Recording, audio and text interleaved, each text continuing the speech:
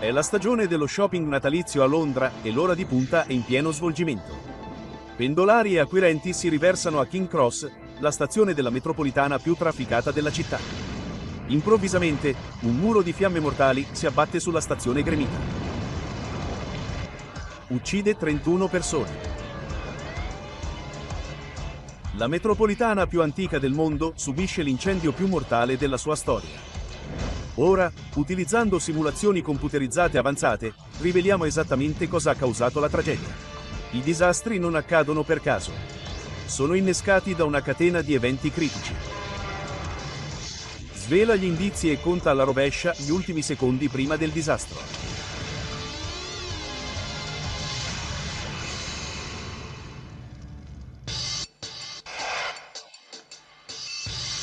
Europa, Inghilterra, Londra, stazione di King Cross, il nodo ferroviario più trafficato della Gran Bretagna.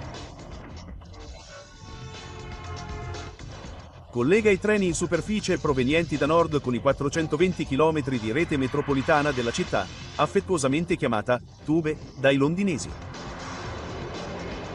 5 linee della metropolitana servono 8 binari a King Cross. La più profonda è a 24 metri sottoterra. 250.000 di passeggeri attraversa ogni giorno il labirinto di passaggi della stazione.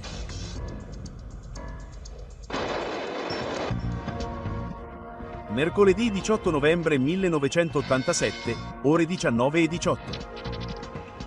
È l'ora di punta e il centro città è affollato durante la stagione dello shopping natalizio.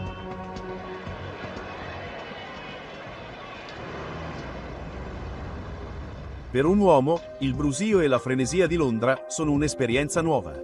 Damon Brody ha lasciato la sua casa in Scozia solo 5 giorni fa per iniziare un nuovo lavoro come programmatore informatico e una nuova vita nella grande città.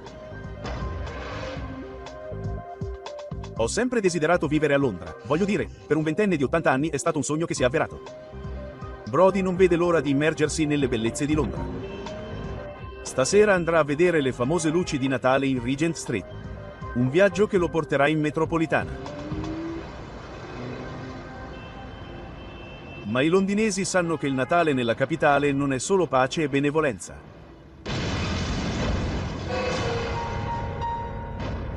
Nel 1983, l'esercito repubblicano irlandese, IRA, bombardò i grandi magazzini Heroes. L'esplosione, avvenuta 8 giorni prima di Natale, uccise 6 persone.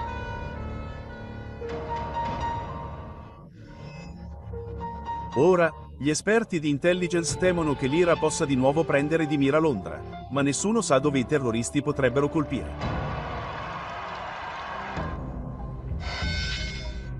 – 19:25.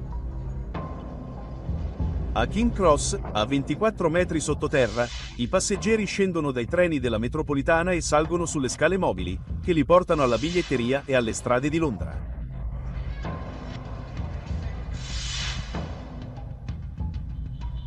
Sulla scala mobile della linea Piccadilly, diversi pendolari avvistano un uomo in tuta blu che scende in un tombino lì vicino. Gli operai sono una vista familiare sulle scale mobili in legno della fatiscente rete metropolitana. 2 minuti dopo, l'ingegnere elettronico Philip Squire sale sulla scala mobile. Si dirige verso la strada, rispettando l'etichetta della metropolitana e posizionandosi sulla destra. Mentre ero lì, mi guardavo intorno come si fa di solito e ho guardato in basso. Vede qualcosa di strano. Una luce sotto i gradini di legno. Potevo vedere questo bagliore molto luminoso, molto intenso. Quando arriva in cima, incontra un operaio della metropolitana di Londra e guardano a metà della scala mobile verso il punto in cui Squire ha visto il bagliore, ma non c'è traccia. Mi sono sentito un po' stupido perché non si vedeva nulla. Philip Squire prosegue per la sua strada, imbarazzato per aver causato preoccupazioni.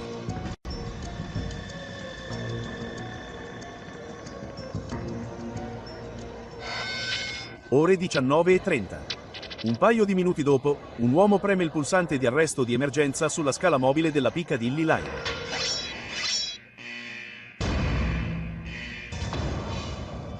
Un agente della polizia dei trasporti britannica, in servizio di pattuglia, indaga. Vede una piccola fiamma su uno dei gradini di legno. Non è una grande sorpresa. Gli incendi sono all'ordine del giorno nelle vecchie infrastrutture della metropolitana. Ce ne sono stati oltre 400 negli ultimi 30 anni. La gente torna alla biglietteria per chiamare i vigili del fuoco di Londra via radio.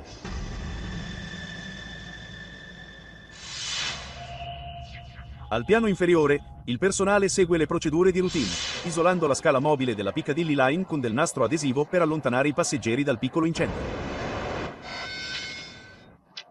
Ore 19:39, 9 minuti dopo l'allarme incendio, la polizia evacua la stazione per precauzione. A 3 chilometri di distanza, nel quartiere di Soho, i vigili del fuoco rispondono alla chiamata e si dirigono verso King Cross. Soho è la stazione dei vigili del fuoco più frequentata di Londra. Molti degli uomini hanno combattuto centinaia di incendi. Alle 7:43 i vigili del fuoco arrivano nella biglietteria di King Cross. L'ufficiale in grado è il capo dei vigili del fuoco Colin Townsley. Townsley ha prestato servizio per 23 anni nei vigili del fuoco di Londra. Sogna di andare in pensione presto e acquistare una proprietà in Francia. È anche un leader devoto che si guadagna rispetto e lealtà dai suoi uomini. Uno di loro è Robert Moulton, che ha servito per 4 anni con un uomo che chiama il governatore. Townsley e Moulton valutano lo stato dell'incendio. Le fiamme ora hanno più o meno le dimensioni di un falò, ma nessuno dei due è preoccupato. Non pensavamo fosse particolarmente grave. Non sembrava un vero incendio. 15 metri più in basso, la polizia dei trasporti britannica ha continuato a far uscire centinaia di passeggeri dalla stazione. Uno degli agenti è Richard Kukila.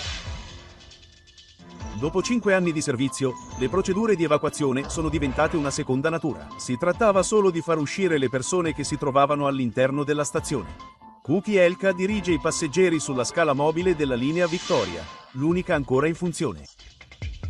Corre parallela alla scala mobile della linea Piccadilly e sbuca nello stesso punto. La biglietteria principale, appena sotto il livello stradale. A dirigersi verso la biglietteria insieme alla folla c'è il nuovo arrivato londinese Damon Brody. Stava andando a vedere le luci di Natale, ma il suo viaggio è stato interrotto. Non c'era panico, non c'era fretta, non c'era niente di giusto, era semplicemente la normalità. Ore 19:44. Il fuoco brucia sui gradini di legno da quasi 15 minuti e le fiamme sono ora alte circa 1,5 metri. L'incendio è a 20 metri dall'agente di polizia Kuki, in fondo alla scala mobile della Victoria Line. Il capo dei vigili del fuoco Colin Townsley è nella biglietteria. Il turista Damon Brody sta salendo sulla vicina scala mobile della Victoria Line. Brody raggiunge la cima della scala mobile ed entra nella biglietteria. Pochi istanti dopo, scoppia un enorme incendio. È stato come un'esplosione al rallentatore. Damon Brody viene colpito in pieno. La fiamma gli incendia le gambe e la parte inferiore del corpo.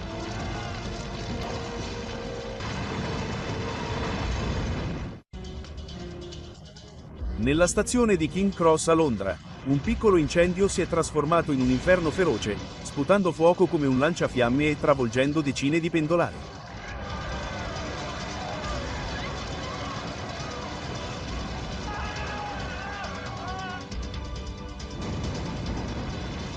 Uno di loro è il turista Damon Brody.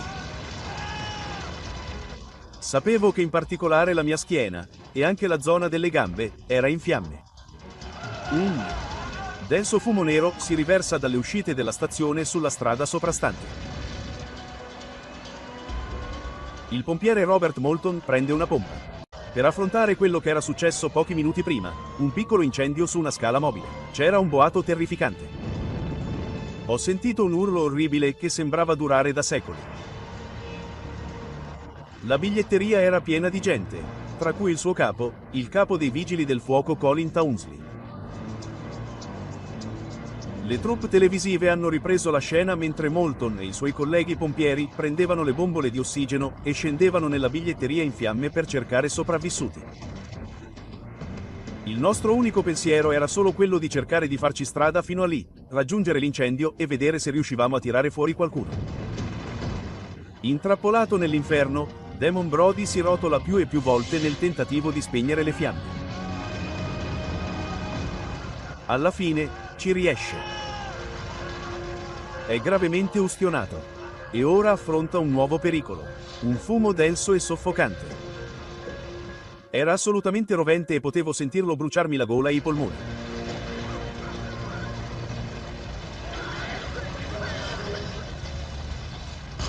Pochi istanti dopo che l'incendio era divampato alla base della scala mobile della Victoria Line, l'agente di polizia Richard Kukielka ha visto una scena agghiacciante. Quando ho alzato lo sguardo sulle scale mobili, tutto ciò che riuscivo a vedere erano le stelle. Quando ha mandato i passeggeri sulla scala mobile, inconsapevolmente ne ha mandati molti in un inferno.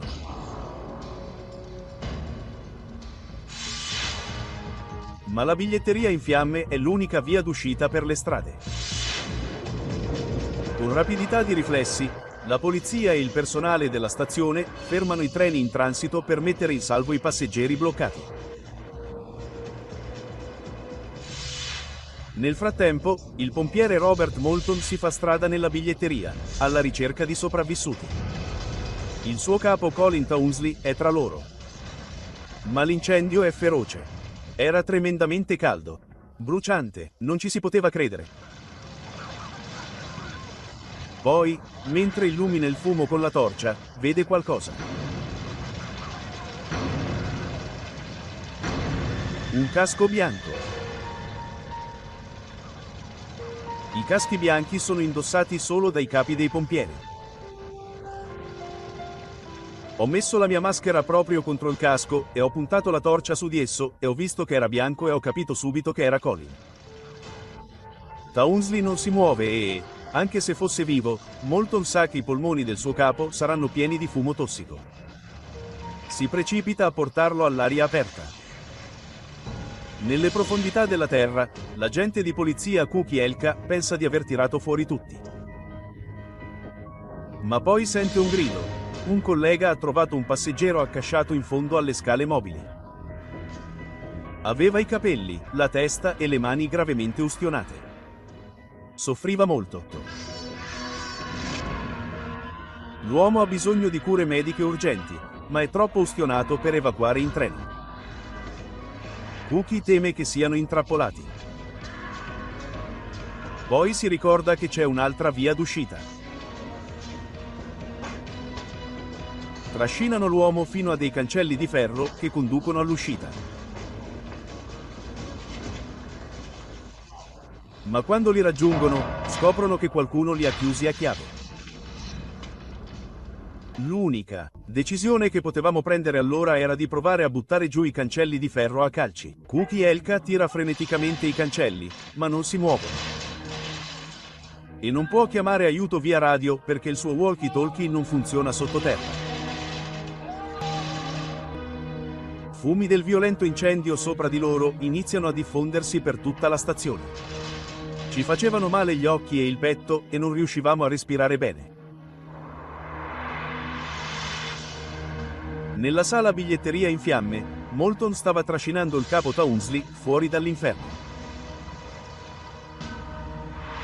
E a pochi metri di distanza, il turista Damon Brody stava lottando per la vita.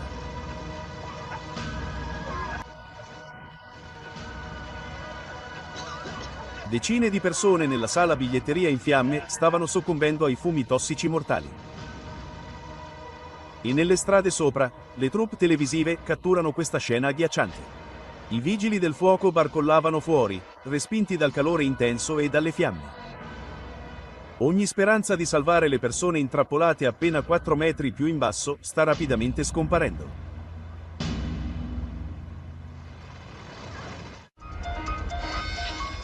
Ore 19:52. Solo 7 minuti fa, un incendio ha travolto la stazione di King Cross a Londra, intrappolando i pendolari sottoterra. Nelle strade sopra la stazione, è il caos più totale.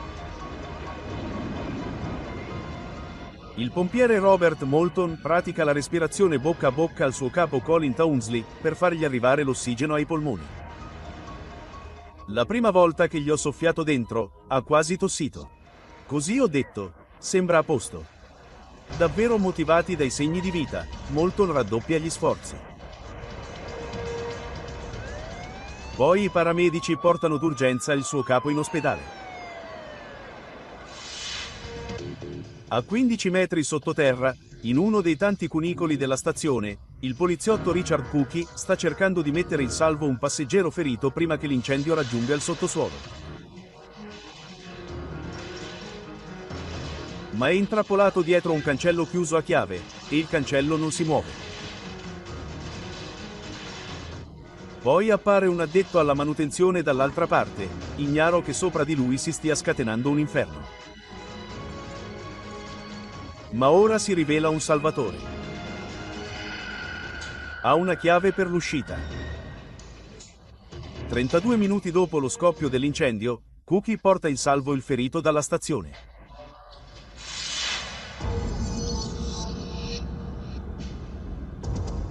Nella sala biglietteria in fiamme, a pochi metri dalla scala mobile, Damon Brody sente le ultime forze che gli stanno svanendo.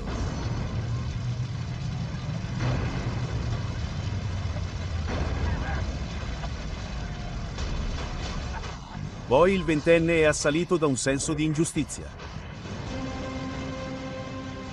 Non credo sia giusto. Non mi dispiace morire di nuovo tra una settimana. Non mi dispiace che accada in qualsiasi altro modo, ma non voglio che accada qui e ora. Raccogliendo le sue ultime forze, striscia ciecamente nel fumo, cercando una via d'uscita.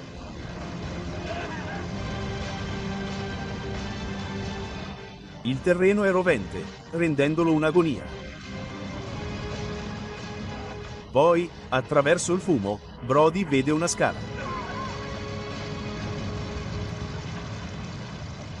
Sale faticosamente, centimetro per centimetro. Improvvisamente, una mano si allunga verso di lui.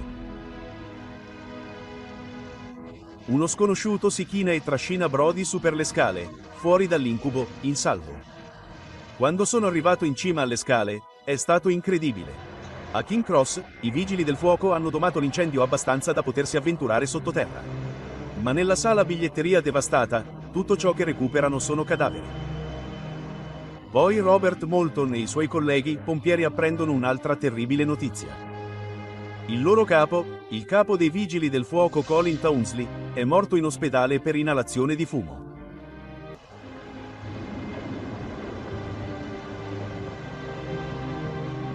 All'1:46 del mattino successivo, l'incendio è finalmente domato.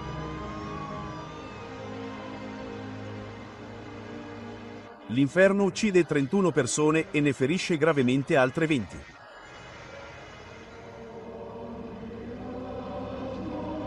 La tragedia sconvolge la nazione. La famiglia reale e il pubblico britannico si uniscono nel dolore.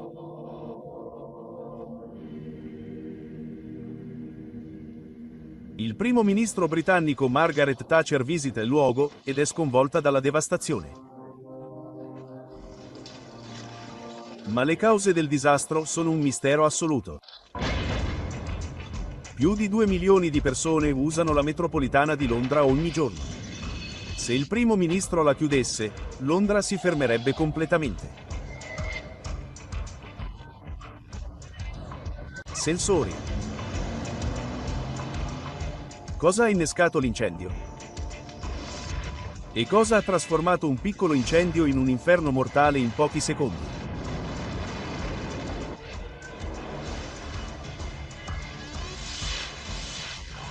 Ora, riavvolgendo gli eventi di quel fatidico giorno e approfondendo le indagini, possiamo rivelare cosa è realmente accaduto nell'inferno di King Cross. Una simulazione computerizzata avanzata ci porterà dove nessuna telecamera può, nel cuore della zona del disastro.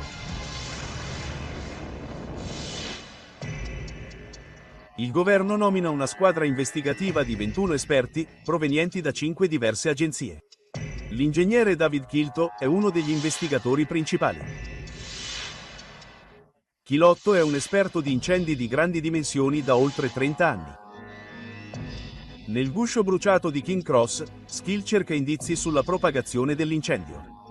Le modalità di combustione erano di fondamentale importanza. Erano le forme delle fiamme sulla scala mobile, il modo in cui il fumo aveva annerito le strutture sotterranee. Era l'improvviso scoppio di un incendio di grandi dimensioni. Nel giro di poche ore, gli agenti di polizia rintracciano chiunque possa aver assistito all'incendio. Interrogano centinaia di persone. Molti descrivono come un getto di fiamma sia schizzato su per la scala mobile e si sia riversato nella biglietteria come un lanciafiamme. La potenza esplosiva dell'inferno suggerisce una possibilità inquietante. Un attacco terroristico. L'IRA ha già bombardato i londinesi in passato.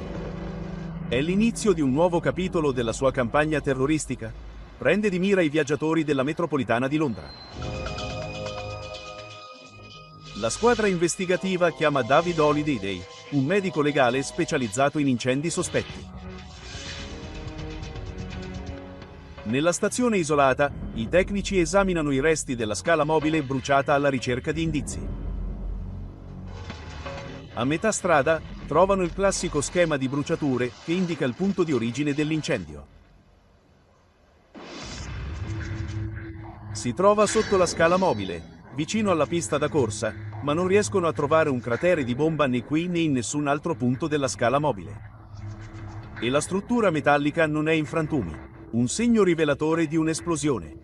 Tutta la struttura in acciaio e la struttura della scala mobile erano in realtà sostanzialmente intatte. Dove si era deformata, era chiaro che si era deformata a causa del calore, non di un'esplosione. La squadra investigativa esclude che l'origine dell'incendio di King Cross sia una bomba, ma i sospetti persistono. La velocità di propagazione dell'incendio potrebbe essere spiegata da un altro reato, l'incendio doloso.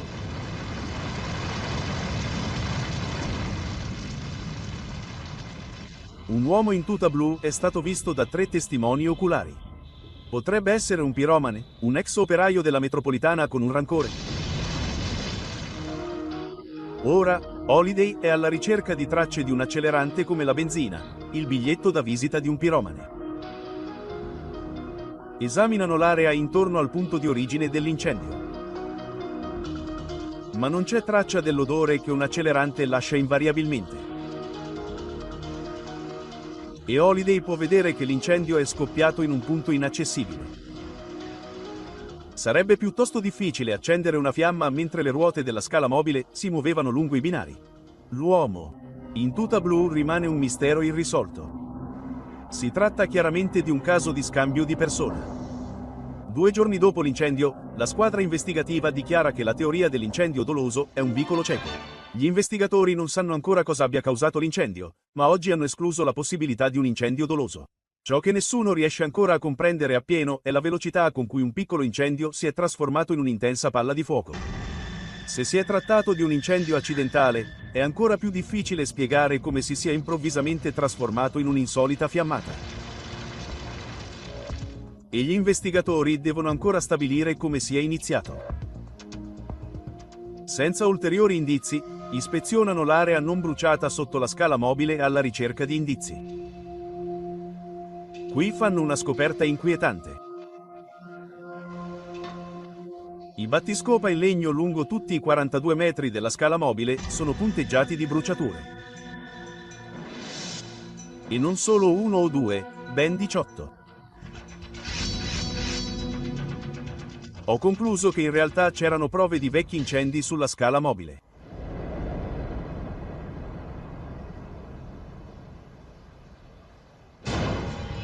Qualcosa sta innescando numerosi piccoli incendi sulla scala mobile e uno di questi è diventato l'incendio di King Cross.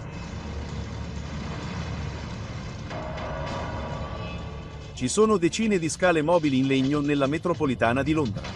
Finché gli investigatori non risaliranno alla causa degli incendi, potrebbe essere solo questione di tempo prima che i londinesi si trovino ad affrontare un altro inferno mortale. Gli scienziati forensi che indagano sull'incendio più letale della metropolitana di Londra hanno fatto una scoperta inquietante. Prove di 18 vecchi incendi non rilevati sotto la scala mobile al centro del disastro. Ma hanno anche notato qualcosa di curioso. Quasi tutte le bruciature di questi piccoli incendi si trovano sotto il lato destro della scala mobile.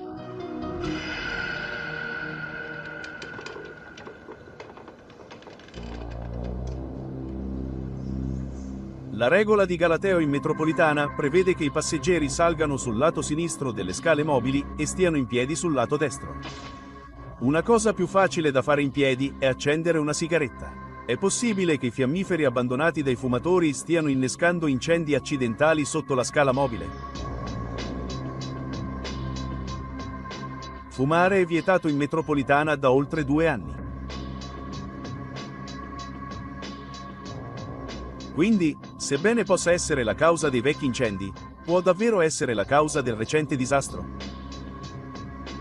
David Chilotto e il suo team verificano con il personale della stazione e fanno una scoperta. Persone fumavano impunemente in stazione. Il divieto di fumo era totalmente inefficace. Il divieto non viene applicato rigorosamente. Il principale sospettato del fuoco incrociato del re è ora un fumatore distratto che getta via un fiammifero acceso. Ma qualcosa ha fatto sì che questo incendio prendesse piede quando tutti gli altri si sono consumati senza danni.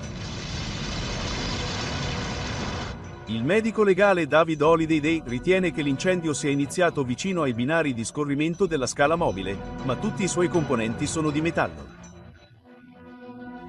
Non c'è nulla che possa alimentare un incendio. Esamina una sezione intatta dei binari e trova uno spesso strato di grasso lubrificante. Il grasso da solo è difficile da infiammare. Ma quando lo esamina più da vicino, è pieno di biglietti scartati, involucri di caramelle, lanugine di vestiti, capelli umani e peli di topo.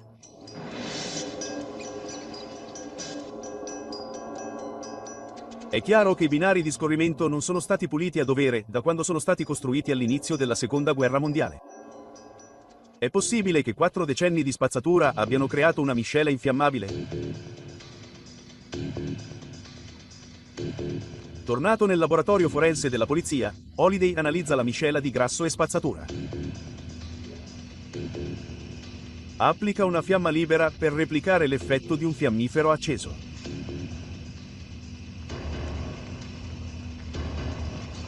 Il grasso sporco prende immediatamente fuoco.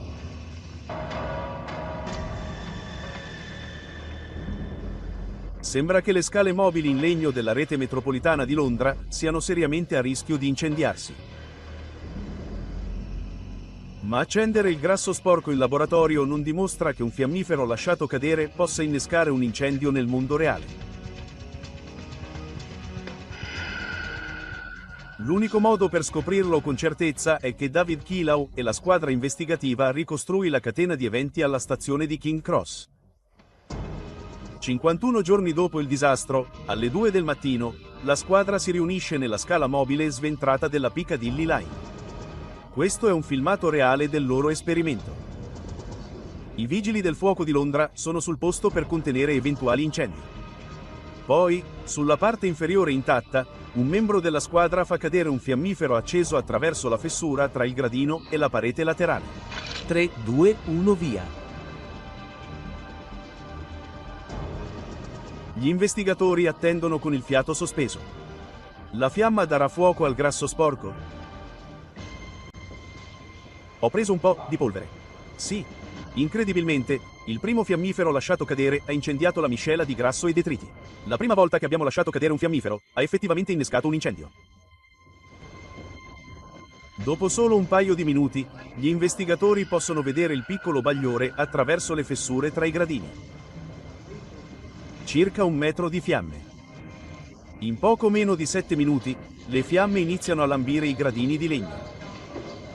Iniziano a filtrare attraverso i gradini. L'esperimento funziona, ma Kilto e la squadra si trovano di fronte a un pericoloso dilemma. Devono vedere come si comporta l'incendio, ma c'è il rischio che l'incendio possa improvvisamente esplodere fuori controllo, proprio come è successo durante il disastro. Dopo aver perso un collega nel disastro, i vigili del fuoco sono fin troppo consapevoli dei rischi.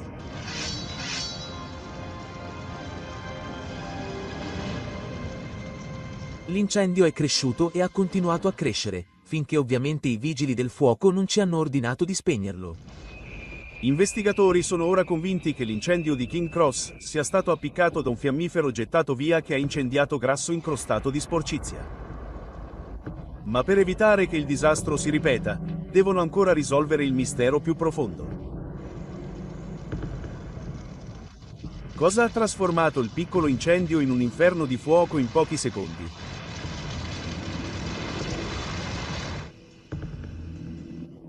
Gli investigatori sono certi che una piccola quantità di grasso lubrificante non sarebbe in grado di creare un fenomeno così bizzarro perché brucia troppo lentamente. La ricerca del fattore mancante si intensifica. Ora, gli investigatori prendono in considerazione una teoria di cui si parla nei notiziari. Essa suggerisce che un fenomeno unico nelle stazioni della metropolitana potrebbe essere la causa. Quando un treno entra in una banchina sotterranea, spinge davanti a sé una corrente d'aria.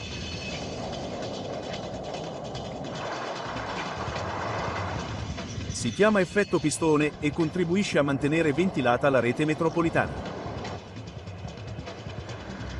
Una corrente d'aria ad alta velocità ha agito come una serie di giganteschi soffietti sull'incendio, innescando l'effetto lanciafiamme descritto dai testimoni.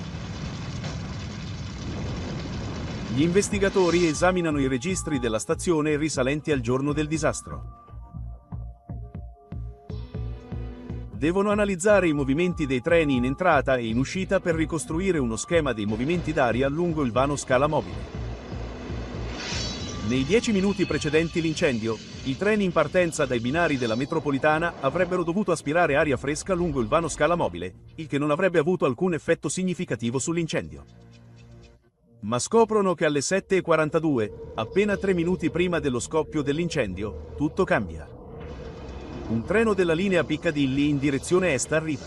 Pochi secondi dopo, arriva anche un treno in direzione ovest. La combinazione di due treni in arrivo quasi contemporaneamente ha un impatto drammatico sul flusso d'aria. Invia un'enorme raffica d'aria lungo la scala mobile, nella stessa direzione in cui si è propagato l'incendio.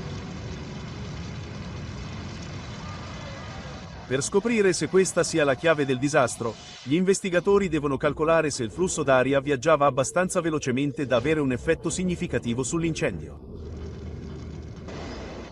Misurano il flusso d'aria prodotto dai treni della metropolitana e calcolano che due treni in arrivo uno dopo l'altro farebbero viaggiare il flusso d'aria lungo la scala mobile a 3 metri al secondo. Sono solo 11,7 km all'ora.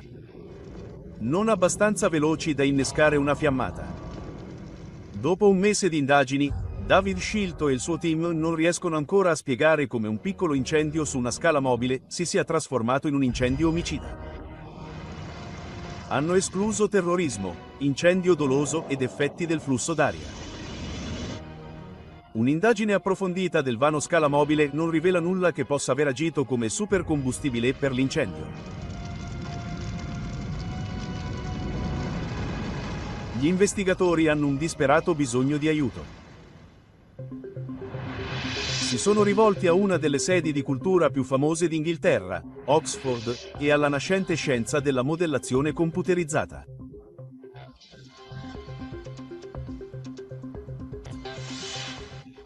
Ian Jones e Susan Sinko sono pionieri nell'uso dei supercomputer più veloci al mondo per prevedere il flusso di calore attraverso edifici come i reattori nucleari.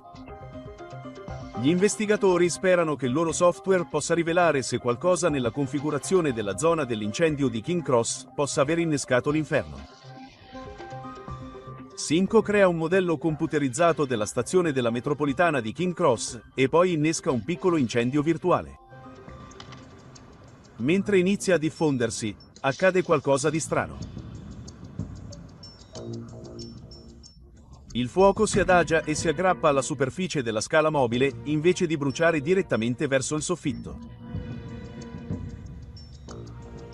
È così bizzarro che Cinco Cox teme di aver commesso un errore. Quando abbiamo mostrato per la prima volta ad alcune persone se avessero chiesto se la gravità fosse stata impostata correttamente, cosa possibile in un modello computerizzato, si impostava la direzione della gravità. Siamo andati a controllare di nuovo e abbiamo scoperto che avevamo impostato la gravità correttamente. Il fuoco continua a rimanere basso sui gradini della scala mobile. Poi, nel giro di 30 secondi, si propaga ad alta velocità lungo la scala mobile.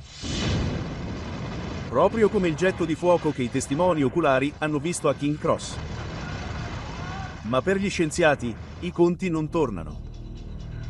È un incendio impossibile. Tutto ciò che possono dire agli investigatori è che sembra che qualcosa nella configurazione fisica della scala mobile abbia guidato il comportamento dell'incendio.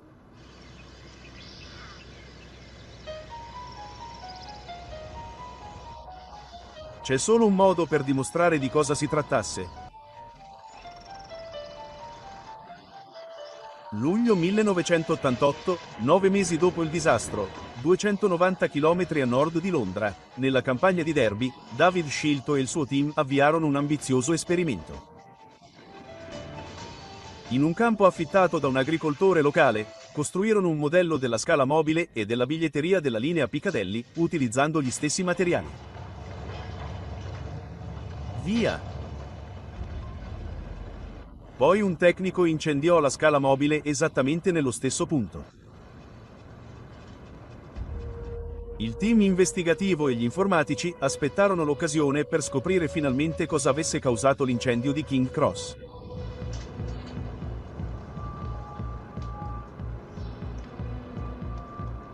Dopo 6 minuti, l'incendio si comporta come un normale incendio di legna. Le fiamme sono dritte verso l'alto. A questo ritmo, potrebbe volerci fino a un'ora prima che l'incendio di prova raggiunga la biglietteria. Con il passare dei secondi, inizia a sembrare che il modello al computer abbia sbagliato. Gli investigatori sono di nuovo di fronte alla sconfitta. Se l'esperimento si rivelasse un vicolo cieco, il mistero dell'inferno di King Cross potrebbe rimanere irrisolto per sempre.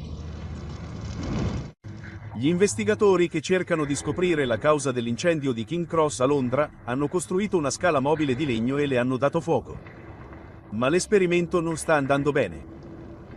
Le fiamme sono dritte e non mostrano segni di trasformarsi in un inferno mortale. Un altro vicolo cieco per gli investigatori. Poi, pochi minuti dopo, l'incendio cambia drasticamente. Invece di salire dritte, le fiamme cambiano improvvisamente direzione. Ora si adagiano e iniziano ad aggrapparsi ai gradini di legno della scala mobile, proprio come nel modello computerizzato. I sensori di temperatura rivelano che i gradini di legno direttamente sopra l'incendio sono ora incredibilmente caldi. Nel giro di 20 secondi, gli investigatori registrano temperature di 1500 gradi Fahrenheit. Pochi secondi dopo, le fiamme eruttano lungo la scala mobile di legno e irrompono nel modello della biglietteria. Gli scienziati osservano le fiamme con stupore.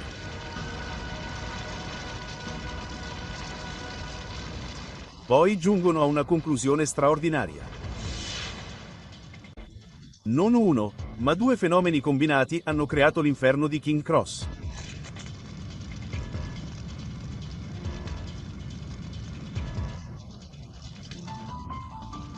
L'inclinazione di 30 gradi della scala mobile fa sì che le fiamme si adagino sui gradini e i lati della scala contengono il fuoco, creando un canale che concentra il calore e le fiamme e impedisce loro di fuoriuscire.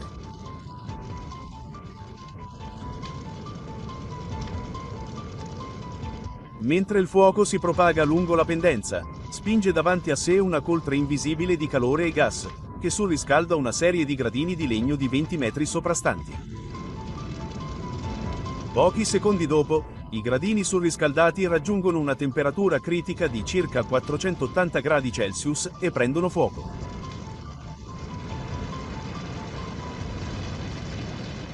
Questo crea il devastante getto di fiamme che si riversa lungo il vano scala. È un fenomeno che gli scienziati non avevano mai osservato prima. Il team chiama la loro scoperta effetto trincea.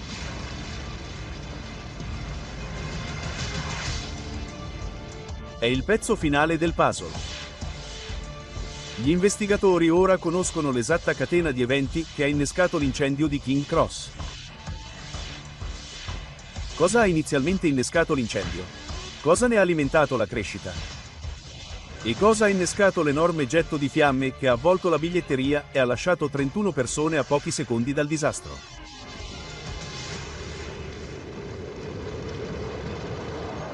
Mercoledì 18 novembre 1987. Verso la fine dell'ora di punta, un passeggero che sale sulla scala mobile della Piccadilly Line lascia cadere un fiammifero acceso.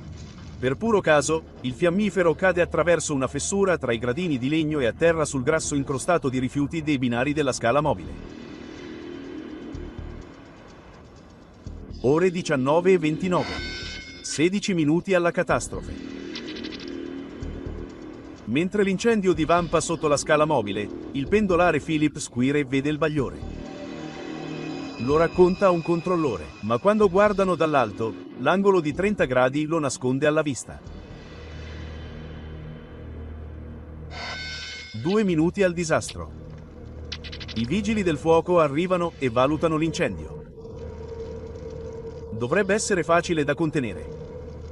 Ma quello che non riescono a vedere è che l'effetto trincea sta facendo surriscaldare i gradini di legno dai gas dell'incendio. Mancano 20 secondi. Mentre i passeggeri entrano nella biglietteria, il tratto surriscaldato della scala mobile prende fuoco spontaneamente.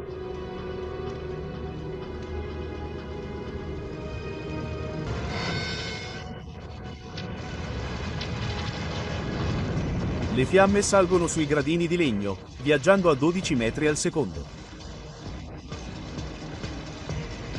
Un getto di fuoco erutta nella sala biglietti con una potenza termica di 25 MW. Tanta energia consumata da un jumbo jet durante il decollo.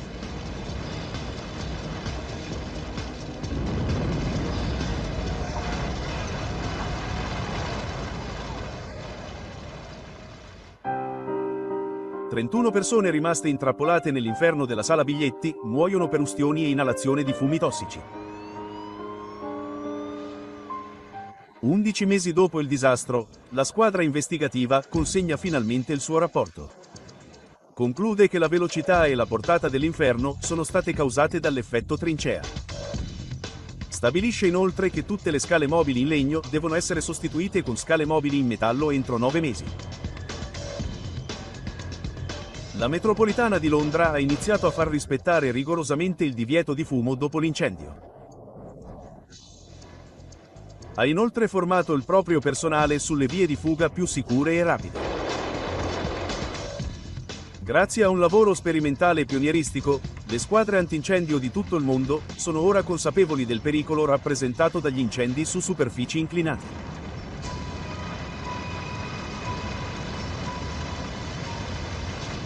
Le loro nuove conoscenze contribuiranno a salvare vite umane se un simile inferno dovesse mai scoppiare di nuovo.